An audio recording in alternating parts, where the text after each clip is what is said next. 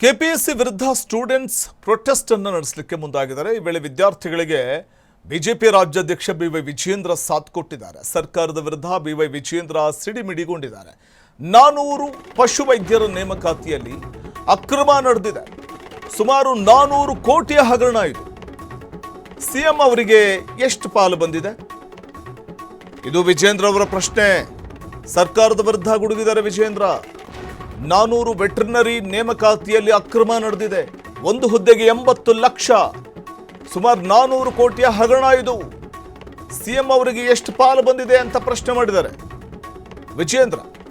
ಭ್ರಷ್ಟಾಚಾರವನ್ನ ತೊಲಗಿಸಬೇಕು ಅಂತಂದ್ರೆ ಕೆಪಿಎಸ್ಸಿಯಲ್ಲಿ ಅಮೂಲಾಗ್ರ ಸುಧಾರಣೆಯನ್ನು ತರಬೇಕು, ಅಮೂಲಾಗ್ರ ಬದಲಾವಣೆ ಆಗಬೇಕು।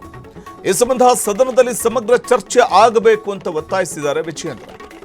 ಸಂಪೂರ್ಣ ಹಗರಣವನ್ನ ಸಿಬಿಐ ತನಿಖೆಗೆ ಕೊಡಬೇಕು, ಬಗದಷ್ಟು ಬಯಲಾಗ್ತಾ ಇದೆ ಹಗರಣ।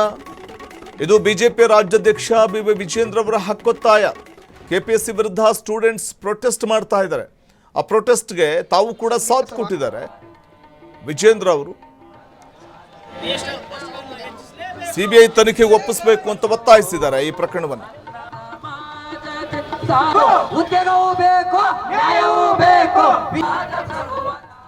ಸಾವಿರಾರು ಸಂಖ್ಯೆಯಲ್ಲಿ ಯುವಕ ಯುವತಿಯರು, ವಿದ್ಯಾರ್ಥಿನಿಯರು, ನಮ್ಮ ಯುವ ಮುಖಂಡರಾಗಿರುವಂತಹ ಕಾಂತ್ ಕುಮಾರ್ ಅವರ ನೇತೃತ್ವದಲ್ಲಿ ಹೋರಾಟವನ್ನ ಇವತ್ತು ಪ್ರಾರಂಭ ಮಾಡಿದ್ದಾರೆ।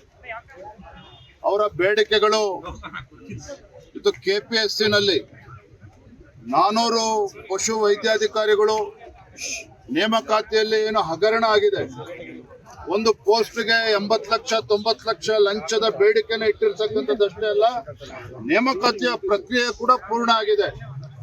ಸುಮಾರು 400 ಕೋಟಿ ರೂಪಾಯಿಗಳ ಹಗರಣ ಇದು। ಇಷ್ಟು ದೊಡ್ಡ ಹಗರಣ ಆಗಿದ್ರು ಸಹ ರಾಜ್ಯ ಸರ್ಕಾರ ಇವತ್ತು ಕೆಪಿಎಸ್ಸಿ ಇಂಟರ್ನಲ್ ಎನ್ಕ್ವೈರಿ ಕಮಿಟಿಗೆ ತನಿಖೆ ಮಾಡಿ ಅಂತೇಳಿ ಹೇಗೆ ಅವಕಾಶ ಕೊಡೋದಕ್ಕೆ ಸಾಧ್ಯ? ಬೇಲಿನೇ ಎದ್ದು